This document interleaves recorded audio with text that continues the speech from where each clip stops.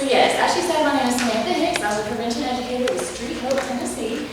Our mission is to end the sexual exploitation and trafficking of children.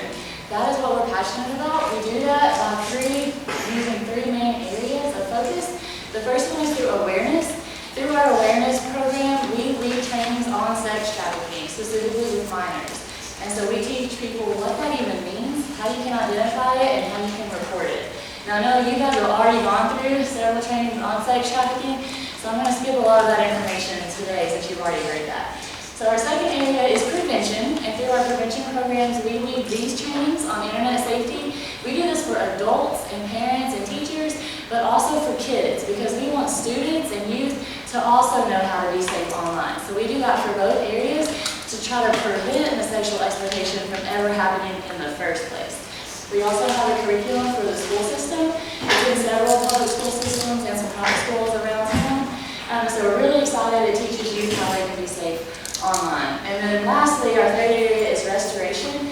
Through this piece, we are currently in the process of building the first safe home specifically for minors in East Tennessee. This will be located in East Tennessee for minor victims of sex trafficking. So we're really excited about those things, but you guys are here today for the prevention piece, and so we're going to dive right on into our internet safety. So you may be thinking, well, these predators that go after kids, how do they even reach them?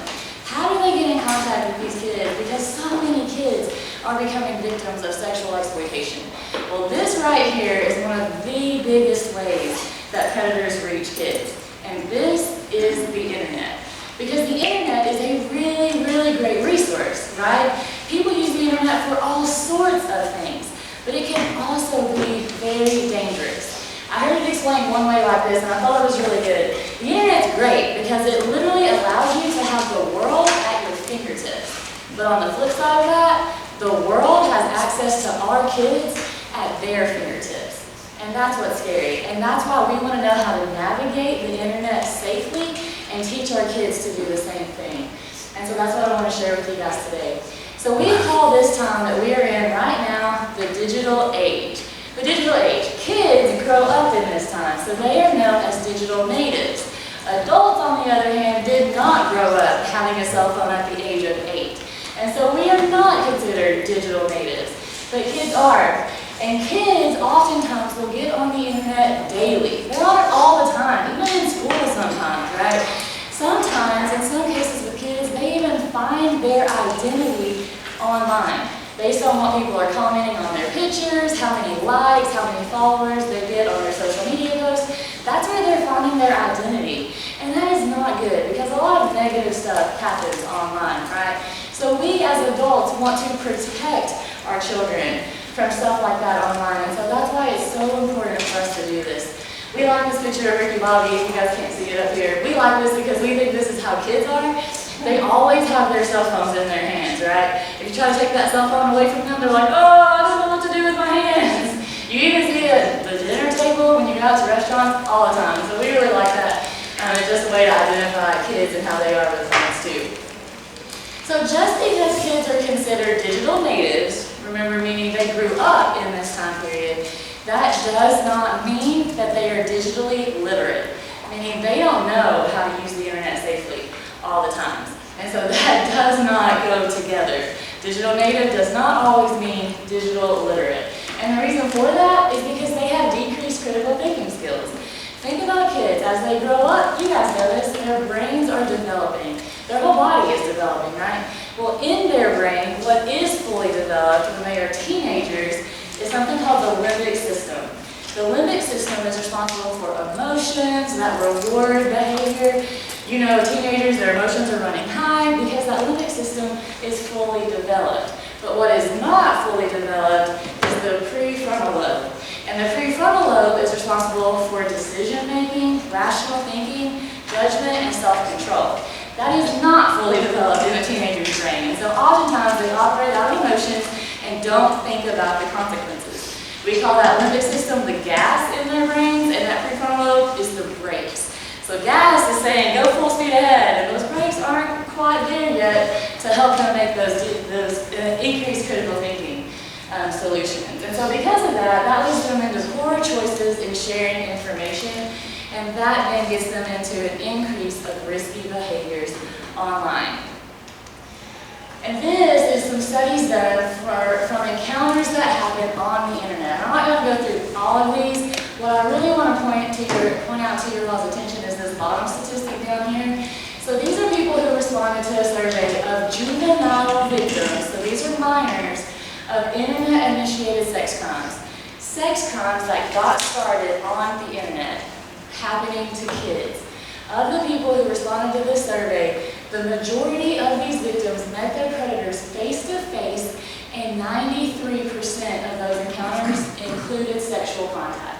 That is what we see happening to kids, because kids are talking to people that they don't know online, oftentimes finding predators out there that they don't think are predators, and these people are leading them into this activity, into exploitation.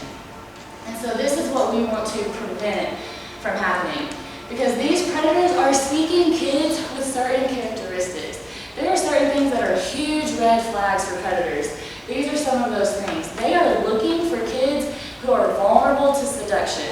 These are kids who have a history of sexual or physical abuse. Those of you who are in certain areas here, like DCS, you know kids like this. You know that this happens often. And so that's what these predators are looking for, those kids who are vulnerable. Also those kids who are posting sexually provocative pictures or videos online. And you know kids who are like this, right? These are the kids who are showing way too much skin online in their pictures, or they post pictures that draw attention to certain areas of their body. Because that's a huge red flag to a predator that says, hey, I want attention. If you will come and talk to me, then I will talk to you. Also those kids who are talking about sex with people that they don't know online. Because if they're willing to talk about it, then they're a lot more likely to engage in the activity. And then lastly, those kids who are posting comments about feeling neglected or unloved. This sounds like, my parents just don't understand me, don't be surprised if I don't wake up tomorrow, nobody cares about me, nobody loves me, comments like that. And while I completely understand that kids feel this way, they cannot post that information online, because that puts that out there for the world to see. And unfortunately, there are people who want to take advantage of that. And so anytime I'm in front of kids, I tell them, do not post that stuff online. Even if you're feeling that way, there is somebody in your life that you can talk to. But don't post that online to open yourself up to those predators. So these are some things that kids or predators are looking for in kids. And we can talk about bad decisions that kids make online all day long, because it happens a lot. But if we're honest for a minute, adults also make dumb decisions online. And that's what I want to focus on with you guys. What can adults do to protect themselves and keep their kids safe online too? So I want to ask you a question. How many of you guys accept friend requests from people that you don't know online? Anybody? People that you don't know. That's wonderful. Now how about this? How many of you accept friend requests from people that you have a mutual friend with? So maybe you don't know the person sending you the request, but you see you have 10 mutual friends somewhere out there. Any of you accept those? Thank you for being honest. A lot of people do. A lot of people say, oh, absolutely not to that first question, and then, oh, yeah, I actually do that to the mutual friend one. But let me tell you this, that is also dangerous. And here's why. I'll give you an example. What's your name? Harley? And what's your name? Courtney. Courtney. Harley and Courtney. Okay, so we're going to say that Harley and I have been friends for a really long time. We're friends on Facebook, Instagram, all social media accounts. I know her. I think that she has good judgment, and that she wouldn't do anything dangerous or cause me to get into danger online. One day, I get a friend request from Courtney over here, and I have never seen her before a day in my life. I have no idea who she is. I don't know anything about her, but I see that we have a mutual friend in Harley.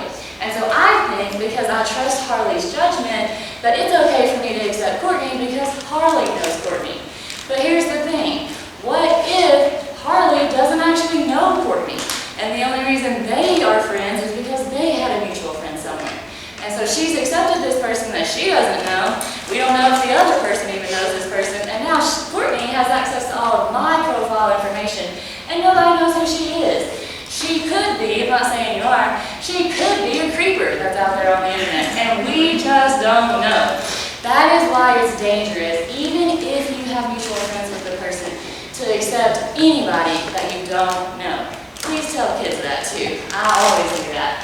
And then the rest of these are things that we're going to talk about throughout this presentation. But just be thinking about what you do online and if that activity is dangerous and can lead you into trouble.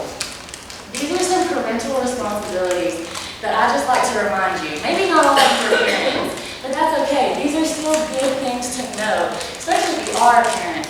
I encourage you to follow your kids online. If they have an Instagram account, you need an Instagram account. If they have Snapchat, as annoying as Snapchat is, you need a Snapchat account. And that way you can see what they're doing. You can follow up with them and see if they're really posting anything inappropriate and if they're talking to people that they don't know. That is just a great way, without actually asking them what they're doing behind the scenes. You can see it by following their accounts and being friends with them online. I encourage you to check unknown utilities. There are a lot of things out there that kids use to hide information. We'll talk about that in a little bit. So if there is something on your child's phone or a kid that you work with, there's something on their phone and you have no idea what that is or what it does, check it out. Google is a great resource. You can find a lot of information out there. So I encourage you to check out those unknown utilities. Look at your own location services. See what you're sharing on your phone and what you're allowing. We'll definitely get into that one in a little bit. And then we'll talk about these things. The first thing I want to talk to you about is how to sync your devices. So we have Apple devices, we have Android devices. In our office, everybody has an iPhone. So we're going to start with Apple. That is not to say that Apple's better than Android. We're not going there. But our office just has Apple, so it's easy for us to take pictures of what it looks like on an Apple phone. And so that's why we're going to start there first. So I'm going to teach you how you can sync your devices on Apple products. So if you have an iPhone and your child has an iPhone, or you're giving them an iPhone, you can actually sync your devices under one iCloud account. If they already have their device, then you need to go to an Apple store to do this. But if you're giving them one, then you can definitely set this up. And what you do is go under your settings and under your messages and your send and receive. And this is what it's going to look like.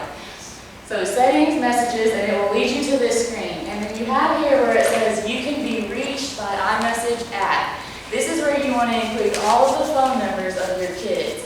And that way, anytime they receive an iMessage, you can see that message. You're going to get the notes, remember it later. So you don't have to pull out your phone to put it down. But if you want to do this, you can put their phone numbers, even their emails, under this spot right here, and then you can get that information on your phone. So anything that comes into theirs via iMessage, you can see that. Now, be very careful. You want to include this under you can be reached by, but you do not want to check them under start new conversations from. Because what that means is any message you send will then go out of your child's phone too. And you don't want them to see what you're doing. Right? You want to see what they're doing. So be careful. Start, you can be reached by, that's where you want your kids to be checked off. Start new conversation from, not so much. So just be careful if you want to do that and sync them under your device. And then also I encourage you to check the box for automatic updates. So that way anytime your child tries to download something on their phone, you also get that on your phone. So that's just another step where you can see what your child is trying to put on their phone, especially if there's an app out there that you don't want them to have and they're trying to get that app. So you can see it by using that. And then also I encourage you guys to require passwords for downloads. You can do that by going to iTunes and App Stores and the privacy settings and require passwords. That's how you'll get there.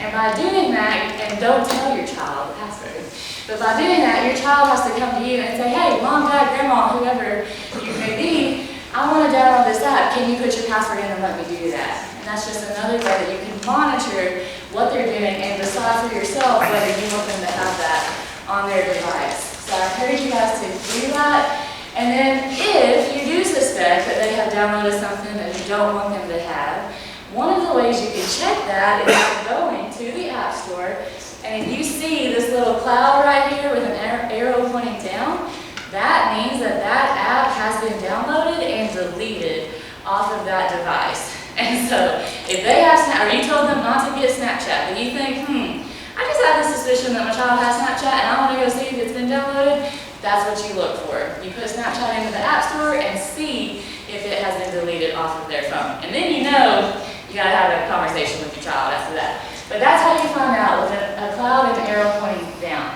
Now, for iPhones, this is what I really love, the iCloud Family Share. Under the iCloud Family Share, you don't have to be synced under the same iCloud account, but you can have different accounts in the same group.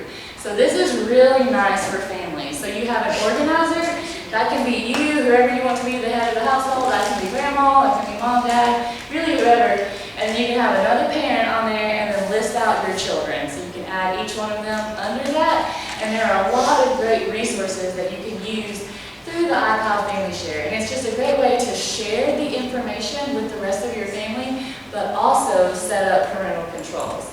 And that's what I want to get into now. So the screen time feature.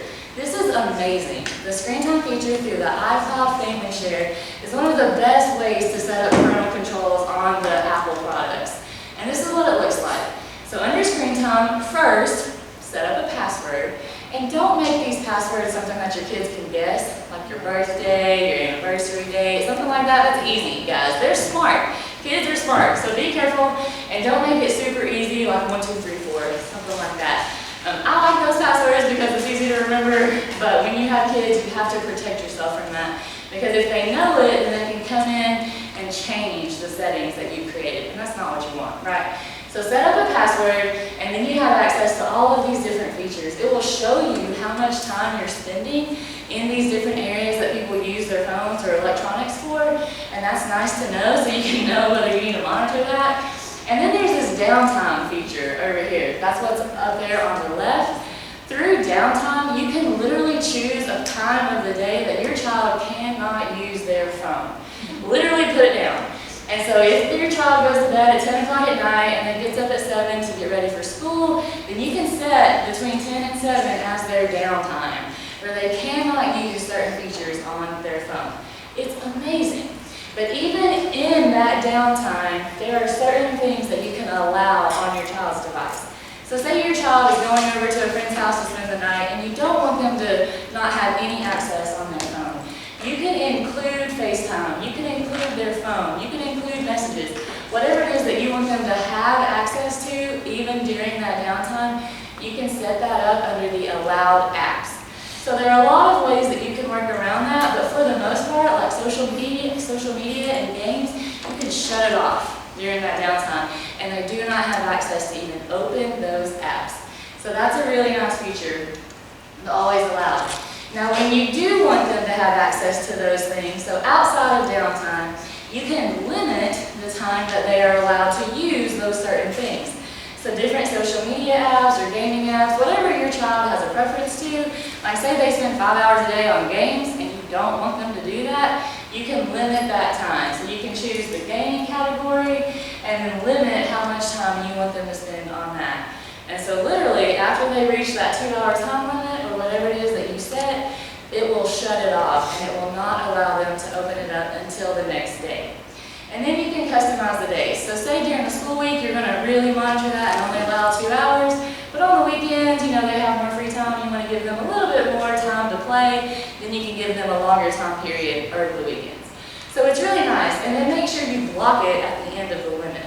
So you definitely want to check that box, otherwise it won't do anything for you. It won't shut it off. So make sure you check that, but the app limits are just such a great way to monitor how much time they're spending, and to make sure they're doing their homework, right, and not spending all their time on their devices. And then lastly, through the iCloud Family Share, you have access to set up content and privacy restrictions. And so this really gives you a lot of freedom. So you can come in here through all these different areas. You can set up different TV providers that you allow or disallow through here. You can choose to say don't allow location services. All of the different features that you or your child use on the phone, you can go through there and choose whether you want to allow that for your child or not. So there's just a lot of ways that you can restrict activity through the iCloud Family Share. So that is a great option.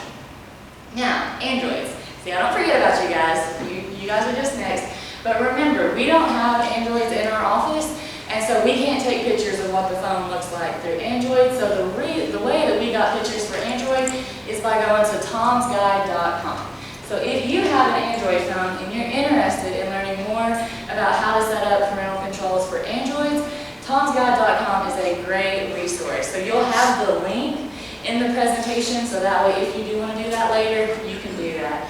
So these are my favorite options through the Tom's Guide for Android.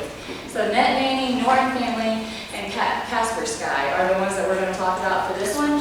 The first one is Net Nanny. So this was rated the best overall parental control for Android devices. And some of the things that they offer is excellent web filters. So if searching the internet is something that your child has a problem with, this is a great resource that you guys can use to monitor that. It also has time allowance, it can block individual apps, and it has that location tracking on there if you want to have that for your child. On the downside, it doesn't monitor call or text, and it's the most expensive option of the ones that I have on my list for you. But it's a great feature. It is $54.99 per year if you're interested in using it, and this is what it looks like. So you can go on here, it has options for their apps. It will break it down and tell you what that app is all about and what it contains, what it does not contain, for all the different things that your child has on their phone, and then you can limit that time on how long they're allowed to use the device. So that's what that one looks like. The next one is the Norton Family, and so this was rated a top pick for Android, specifically for Android phones. This one is a little less expensive, so it's $49.99 per year, and this one also has excellent web filtering and monitoring. You can use unlimited devices. So if you're a family and you have 5 kids or many kids, then this is a great option for you to be able to control many devices for your children. You can block apps, it has that time management, location tracking. It even monitors messages on this one, so it gives you that resource. On the downside, if you only have one child, then this can be kind of expensive to have for just one child. And there's no geofencing. So if you're not familiar with that, what geofencing is you can literally set up a parameter for a location, and if your child goes outside of that parameter, it will notify you that your child has gone beyond that limit. But this one doesn't offer that. So if you're interested in that, then this one is not the best feature for you. And this is what this one looks like. So each child that you have, you can add them under the Norton Family, and then you set up house rules. So that's where you will go in there, you can set up your restrictions, your time allowance, blocking individual apps, all of that kind of stuff. So that's what it'll look like if you go through it that way. It even has that downtime feature from the iCloud Family Share where it will block out hours of the day that they can't use the device. So that's the Norton Family. And then this is the cheapest option that I found. So this is our bargain option. This is called Kaspersky Safe Kids. This one actually has a free version if you only have one child. If you have multiple children you want to monitor, then you have to get the premium edition, but it's only $14.99 a year. So it's really cheap and it gives you great control that you can set up on your child's device. So these are some of the things that the Kaspersky offers. It has that screen time management. You can have individual app controls on this one, the text and call screening, and even location tracking. On the downside, it can look a little confusing and the web portals can be slow at certain times. This is what the Kaspersky for kids looks like. So we'll let them know, hey, it's time for a break. You've reached your limit and you've got to shut it off until tomorrow. Or using this app is not allowed, child, sorry. So that's what that one will look like. It has a little red light to get them to stop. And then lastly for the Androids, they came out with the Google Family Link. And this is very similar to the iCloud Family Share that we talked about on the iPhones, but it's Google's version. It operates slightly differently, but it does provide you with a great resource to set parental controls and to group your family together if you want to do that option for Android phones. So with the Google Family Link, it tells you what you're going to need on this device. The main thing with the Google Family is that you are giving your child an email address. In order to have this, they have to have a Google email. And so with Google email, it just allows your child to have certain freedoms. They have access to all the things that Google offers, like the Google Drive, the Google Assistant, all of those different things that they can do on there. So that is up to you, whether that's something that you want to offer your child. A great thing about the Google Family Link, though, is the parental controls that it offers. You can be, say, at the dinner table and your child is stuck on a game upstairs in their room, and you're like, hey, child, come down here, it's time to eat dinner. and they don't want to come, and so you can use your device and literally shut off their device and make them come down to the dinner table. So it's really neat. That's a cool feature. Like literally shut it off. They can't do anything on the phone. And so that's a great thing that Google offers. What I encourage you to do if you're interested in the Google Family Link is just to read that parental disclosure. I'm like you guys, I don't have a lot of time to go through stuff like this, and so it's really easy for me to just skip on all of those pages and agree to the terms. We do that for a lot of things, right? When we're downloading stuff. But when you are putting something on your child's phone that you're using for restrictions, I highly encourage you to just see what it is that you're offering your child. See what those capabilities are that they are going to be given, and then make the decision whether you want them to have that on their device. So read that parent disclosure. We took a snippet and have it in the presentation, but it'll also have access to the full disclosure, so that way you guys can have access to that if you're interested in that too. All right, so that was kind of fast. Remember, you're getting the notes for this later. But that's Apple. Then we talked about Android. Now let's put them all together and talk about what we can do to monitor all devices. So these are some ways that you can monitor devices from the home. This will monitor Wi-Fi. So we were talking about data usage on cell phones, right? But when they're at home, you probably have a router where kids can use Wi-Fi. So these are some different things that you can put on your home devices to really restrict Wi-Fi. Now remember, if you only go with these options, then once your child leaves the house, they have full freedom on their data. So if you want to make sure that you're looking at Wi-Fi and data usage. And some of these will have an option to include data too. Like the Disney Circle will restrict Wi-Fi, but they have something called the Disney Circle Go, and then that can carry with the phone and restrict some data too. So these are some good options that you guys can use at home. And then all electronic devices. So these are some things that you guys can do regardless of what device you have. The first one is location services. I told you guys we'd get there eventually, so here it is. So I want you to think about how many of your apps are actually using location services. Because what that does is literally share your exact location with other people. And so be careful. See what is set up to while using, what is set up to always, and what is set up to not allow on your phone. I encourage you, maybe not now, but go home and check this. Check your app list and see what is using location services.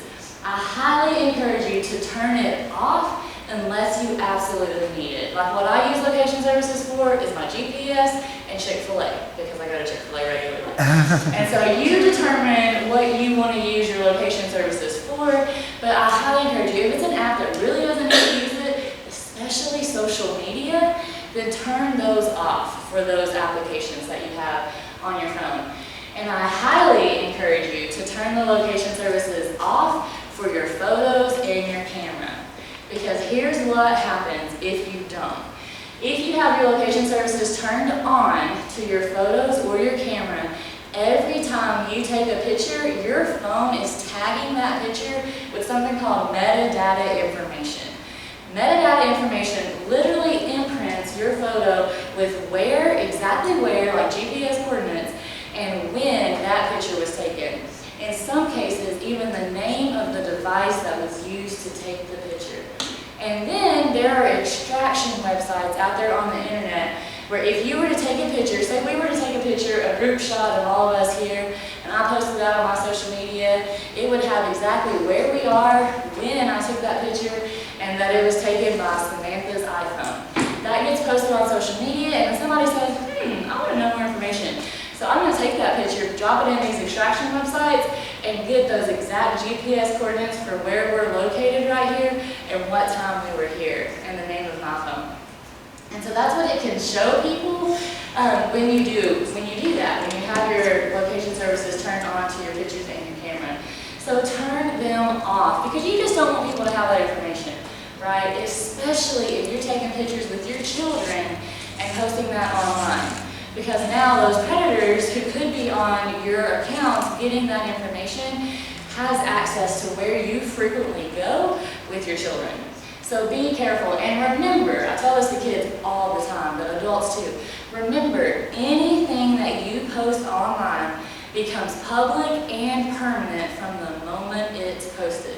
Those things never go away, never, not even with Snapchat.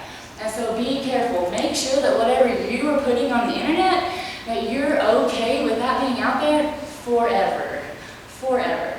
So location services, highly, highly important. Be careful and know what apps are using those location services.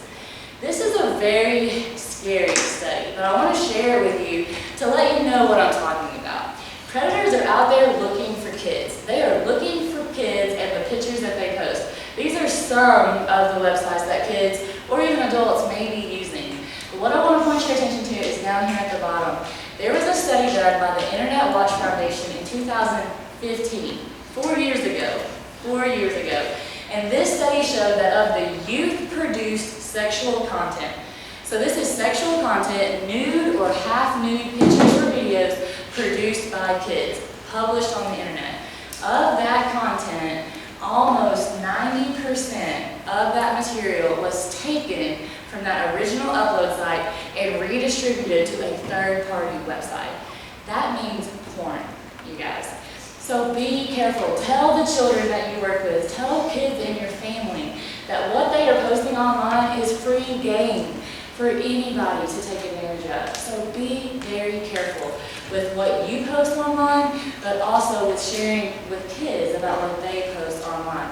Because these predators are out there waiting. The kids who are victims in this survey don't even know that their pictures were being taken and uploaded in other websites. They don't even know that. And this is not what we want to happen to our kids, right? This is what we want to prevent. So please be careful. Now these are some apps. Now we're going to get into a lot of apps. So you guys may be familiar with some of these apps on the screen. There's probably some that you have never heard of, but these are all, not even all, if I had all of them it would take way too long, but these are some of the common apps that kids are using and that predators are taking advantage of. So I'm just going to go through a few of them with you to give you some more information. But if you start seeing some of these things on your child's device or even the kids that you work with, if you see some of these on their device, then you may want to have a conversation with that child. So up there at the top, Down Dating. That's the one that's in purple. It has the two hearts inside the bubbles, the little talking bubbles. That is literally a hook-up app. The sole purpose of getting on that app is to find people to hook up with. And so if you have a middle schooler or a teenager or elementary school kid and they have that app, you need to take it off their phone. They do not need to use that. There is no good reason why a young child should have access to a dating hookup app. Up here at the top, TikTok. You may be familiar with TikTok. This is an app where you can get on there and lip sync music videos. And people do it all the time. They live stream these videos and share with people and you think, oh, it's just a lot of fun, I'm just lip syncing. Well, here's what can happen on TikTok. There were two little 9-year-old girls who were using TikTok because I told you in the beginning, kids are starting at younger and younger ages, right? 8-year-olds have phones now. And so two 9-year-olds were using TikTok and they wanted to get more likes on their videos, right? Because kids find their identity through what people say and like on their social media. So these two kids were posting these lip sync videos. They were live streaming their videos and there were predators that got on that account and was watching the kids' video. And then these predators started saying, hey, I'll give you more likes if you show me your boobs. And so these little 9-year-old girls started flashing these predators, and this is a live stream video. A live stream video that's now out there on the internet forever. That's what can happen on TikTok. Now it can be innocent. They were all created innocently, right? Well, maybe not all of them, but some of them were created, with not those intentions in mind. So just be careful. If your child is using this, make sure you talk to them about live streaming videos and having people on there that they don't know. So be very careful. YOLO. YOLO is a new-ish app. Back in May, it was rated #1 in the App Store, like the most downloaded app back in May. That's how I found out about it. And so I started looking into YOLO, and what YOLO is, it's really like a tag-along app to Snapchat. And so a child or a person has to have Snapchat first before getting YOLO.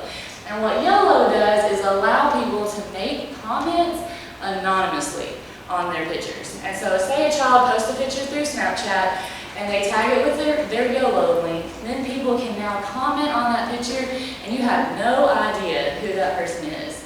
So when you have anonymous apps, several of these are anonymous, when you have anonymous apps, that opens the door for cyberbullying. Kids are mean, and when they don't have accountability for you to know who they are that's saying those things, they are mean. So you either get mean comments on there or a lot of inappropriate posts. I have a child in my youth group that has YOLO, and she shows me the messages that she gets through YOLO, and it is pretty disgusting. And I talk to her all the time about deleting that app because I hate it. But be careful if your child has that, because that's what they are exposed to. Inappropriate comment and a lot of negativity. So be careful. IMVU. This is an app that most of you have probably not heard of. And what happens on this app is you literally create an alter ego, an avatar. So you have a person that you have created, and they live in this virtual world. And then you get thrown in this community. Once you create your own avatar, you get thrown in this community with other avatars. And what people are doing on this app is having virtual sex. That is the most common thing that happens through this. So don't ask me to explain that, but kids are getting on there and they're creating their avatars, walking around this community, meeting up with other people, and engaging in that sort of activity. The one where I decided is monkey. And you think, oh, that's a cute little monkey. What harm can come from an app that looks cute like that, right? Well, on the monkey app, kids will get on there, or anybody can get on there, and then you immediately get connected to a random stranger. And then you engage in a 10-second video chat. After your 10 seconds, which is a pretty fast time, right? After your 10 seconds, you can then choose to expand that conversation. So you can keep talking to that person after your initial 10 seconds if you like them. But remember, we're talking to complete strangers. Complete strangers. That just spells danger, right? It spells danger. You may be thinking, Instagram and Facebook, why is that on my dangerous app list, right? Maybe I have Instagram and Facebook. You may be thinking that to yourself. The reason why I have that on here is because those are apps that allow people to message directly with another person, and you can't see that on their main profile. So anytime a child has access to direct messages, that is private messages that they can do that you can't see unless you get into their account. And so anytime a child has access to that, I include that as dangerous because you don't know who they're talking to. And on Facebook, you may not be aware, but on Facebook, through the Messenger app, you actually have the option to send secret messages. Secret messages. So when you go under your Messenger app, it'll have a little option at the top that says secret. If you choose to send a secret message to somebody, then when you send that message, it can literally only be viewed by the sender and the receiver on their mobile device. So if you have a home computer that you use to monitor your child, and you log into their account and try to see what their messages look like, you cannot view secret messages. And we tried this at our office because I was really curious to see if it would work. I sent a message through my phone to a coworker's phone, and then I got on my laptop and tried to access that. It wasn't even there. There was no conversation that had started. But when I got on my phone, there it was, and I saw it. So be careful, because there's now secret messages on Facebook. Be careful about that. Whisper is another anonymous app, and anytime there's anonymous apps, it's dangerous. The last one I want to point your attention to is Yubo. Your child has Yubo, you want to have a conversation with your child. Because Yubo is the middle school version of Tinder. Why this is an option for kids, I have no idea. But that's what kids are using now. They're getting on Yubo, and so one, you have to have your location services turned on because it matches you up with people in the same area as you, right? And then you either swipe left or swipe right if you like that person. If you choose that you like that person, all based on looks, right? If you choose that you like that person and you swipe right, it automatically connects your account to Snapchat and Instagram. So if your child has Snapchat and Instagram and they're using Yubo, they meet a random stranger who's just in their area, right? And they decide that they like this person. It then connects them on those other accounts, and now they have access to all the information that your child is sharing through Snapchat and Instagram. Welcome to Yubo. So that's what that app is. These other ones, I mean, you're going to get this presentation, so you can look into these different things. WhatsApp is one that gives you unlimited calling, messaging, video chats, whatever. And so if you have data usage limits, a child can download WhatsApp and talk as much as they want to anybody. And that's not inherently bad. I use WhatsApp to talk to friends in Guatemala because I don't want to use my data for that, right? So it's not always bad. Just make sure that if your child has this, then you want to monitor who they're talking to and what they're saying through these different apps. And now we're going to focus on a few individual ones. So this is Instagram. Did you know that there's something called a Finstagram? Anybody heard of Finsta? Yeah? Well, if you have not, your child or children that you may know may have Finstas. And what a Finstagram is literally a fake Instagram account. And so maybe your child has their regular Instagram account, and that's what they allow you to follow because they want you to see their good kid content. But then they create this Finsta account to post all their real personality pictures. And so this is the example that we have with Ashley. So over here on the right side, we have Ashley_K. She's just laughing with a friend. She looks cute and innocent, right? She never gets into trouble over here. This is the account that mom follows. But then you have your left side account over there, Smashley_K, and she's drinking beer out of the side of her can. That's her Finstagram, where her mom doesn't have access to that account. And so that's what Finstas do. They allow kids to have a separate account. You may also hear it referred to as their spam account. That also happens. But it allows them to have a second account for their close friends where they post their real pictures.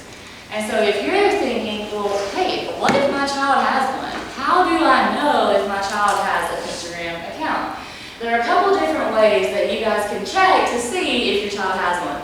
Number one, you may laugh at this, but number one, ask your child. And you may be thinking, well, if they have an Instagram, obviously they're going to say no, right? They don't want me to know. But we at Street Hope always encourage that you have open lines of communication with your kids. Talk to them about these things that you put on their device. Don't do this as something secretive, just because that helps with the relationship with your kids.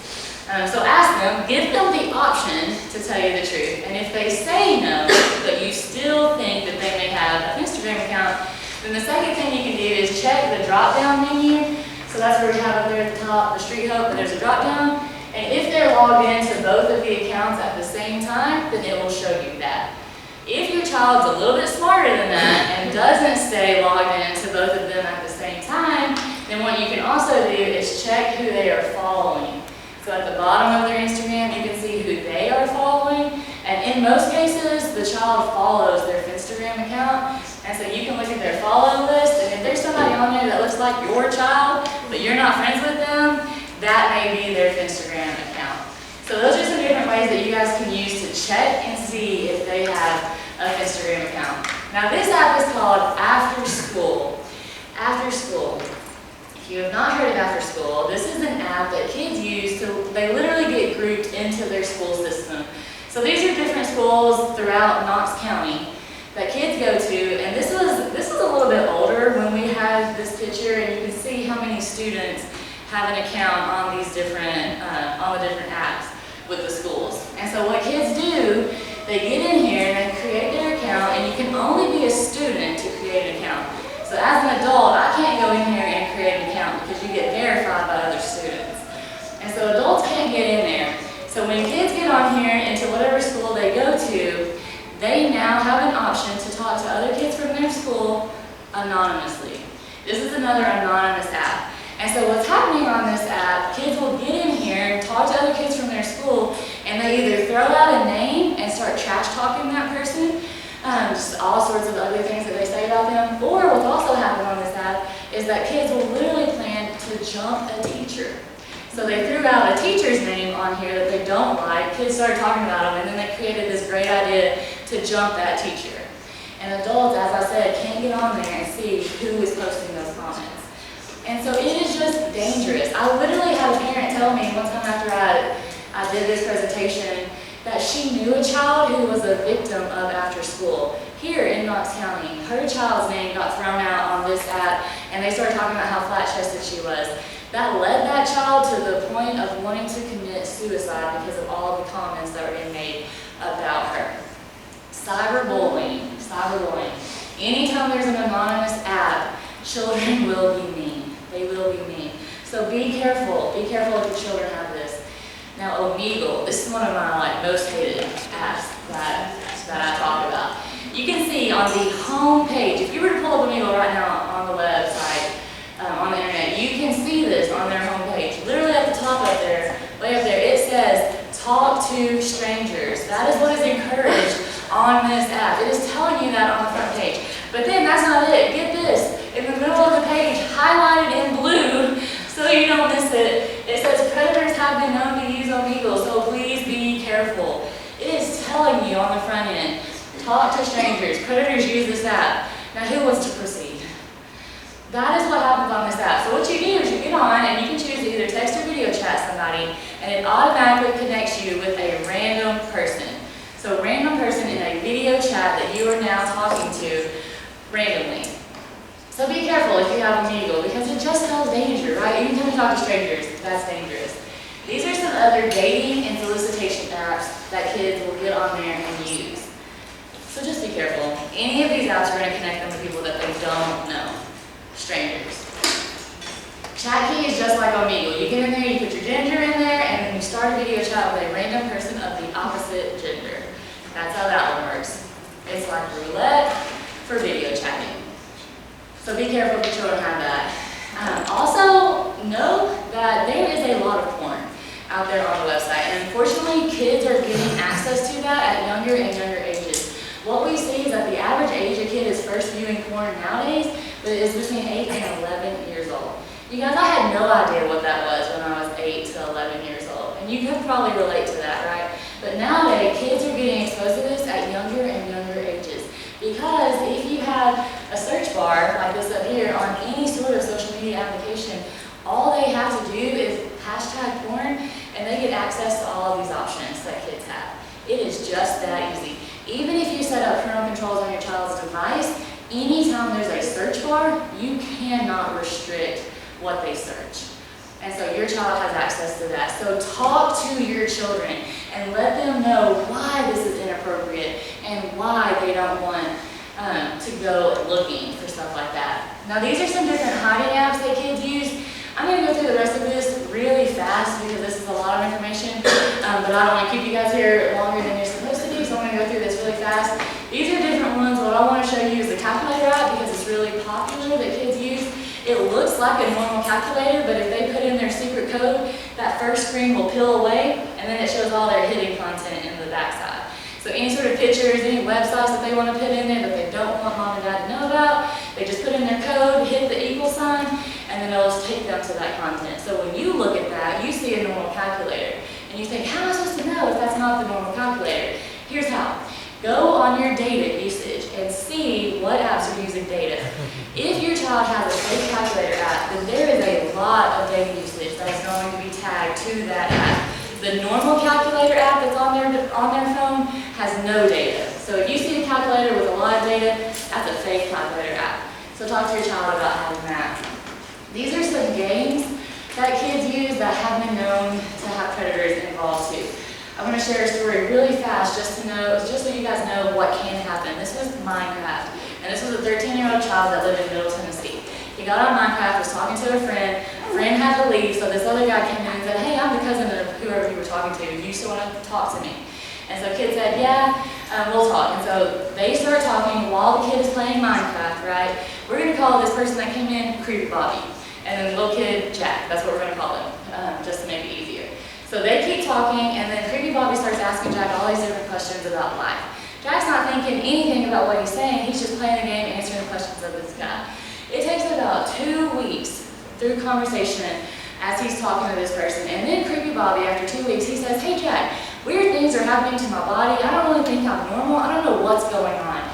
And Jack says, well, what's happening, man? Maybe I can help. And Creepy Bobby says, well, I'm starting to develop hair in places that I don't think is normal, and I don't think that's happening to anybody. And little Jack said, yeah, man, that's totally normal. 13-year-old Jack said, yeah, that's totally normal. That's happening to me too. And so Creepy Bobby said, well, can you send me a picture of that? Because I just want to make sure that I'm not alone. And so little 13-year-old Jack takes a picture of himself and sends it to Creepy Bobby to show him that he's not alone, trying to be a good friend. And then Creepy Bobby immediately says, now that I have this picture, I'm going to send this to your mom, your dad, your coach, your pastor, all these people, unless you send me more pictures doing this, this, and this.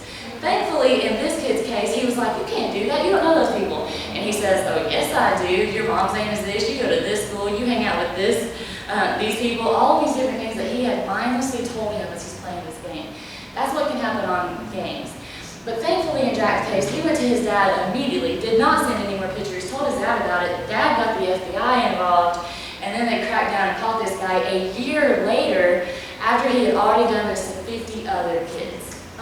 50 other kids. So be careful when your children are on these gaming apps and talking to people that they don't know.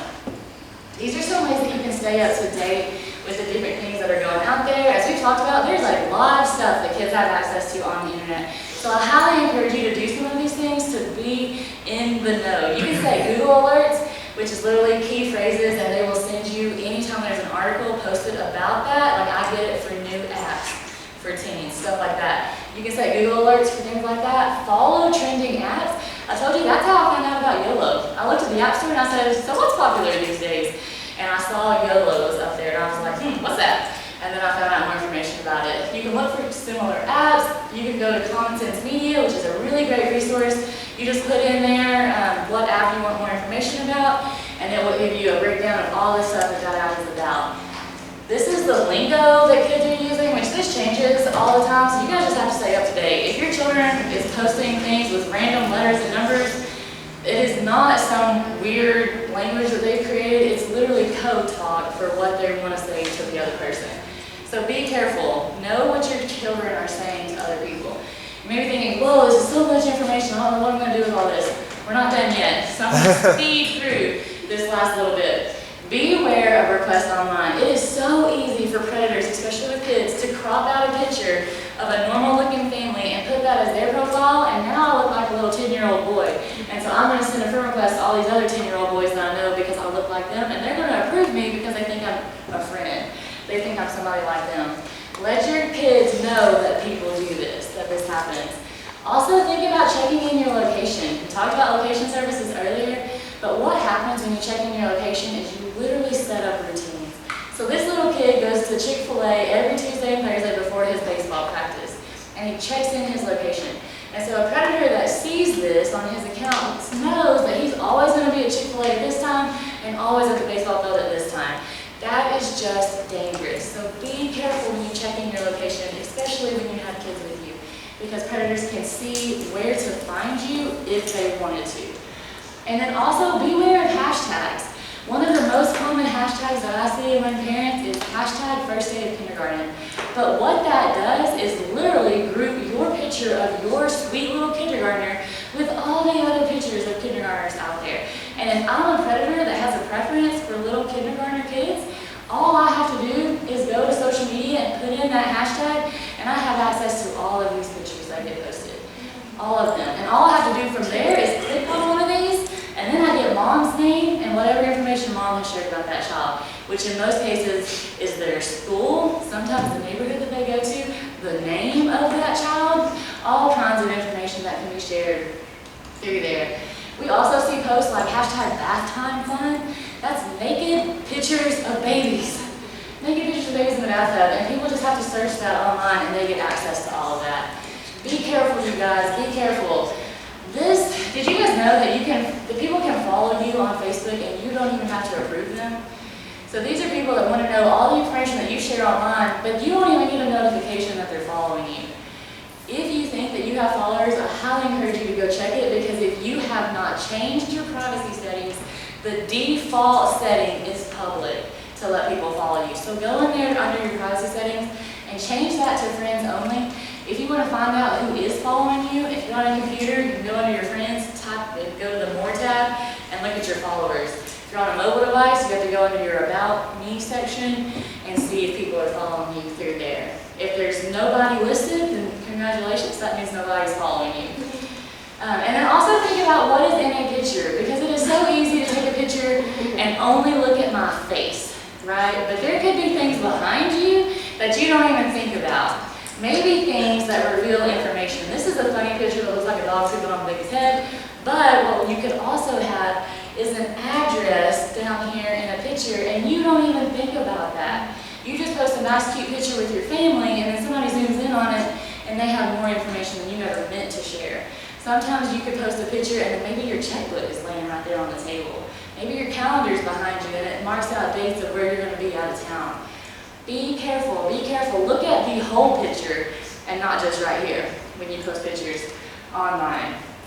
Again, I highly encourage you guys, just have open lines of communication with your kids. Let them know what happens online. Let them know that predators are out there wanting to do these things to them, and you just want to protect them. I encourage parents to just say, hey, I love you, and I want to protect you from this, and that is why I'm setting up these parental controls. Not because I want to be mean and be a bad parent, but because I want to help you and not allow this stuff to happen to you. Remember, you heard about this in your trafficking presentation, but remember, victims of sexual exploitation can literally be anybody, guys. It is not just one stereotype of child that falls to be a victim of sex trafficking or sexual exploitation. Kids that come from wealthy families can be just as neglected as kids that come out of poverty. So be careful, don't put a label on it or a stereotype on it. All sorts of kids from all sorts of backgrounds can become victims of this. So please be careful and protect your kids. Project Post is our curriculum that we have for school systems. If you guys are interested and want to know more, be happy to give you information on that. Now, how can you end it? 1 is report suspicious behavior. 2, stand up against porn. Don't follow this cultural society that says that is normal activity because it is damaging to the brain and it can affect kids in a negative way. Let people know that we do these trainings. If you have learned something in the training today and you want to share that with another group of people, please talk to me. I'd love to share this information with more people. We do this for free to the community, so I'd love to do this as much as possible. If you're interested in volunteering, you got that information there. If you want to pray for us, we highly appreciate it and welcome that. And if you want to give to our organization, you are welcome to do that as well. You can talk to me about any of these things. I always like to end with a quote by William Wilberforce because I really think it just sums up what we talked about really well, and I encourage you guys to be aware of what's going on around you. But you may choose to look away, but you can never again say that you did not know. You can choose to look away and say sexual exploitation doesn't happen to kids, but you can never again say that you didn't know about it because now you've been told and how you respond is completely up to you. So thank you guys for allowing me to be here today. This is my information, Samantha@streethopetn.org. We have cards over there if anybody wants that. I don't know if we have time for questions. Probably not. Okay, yeah. So I want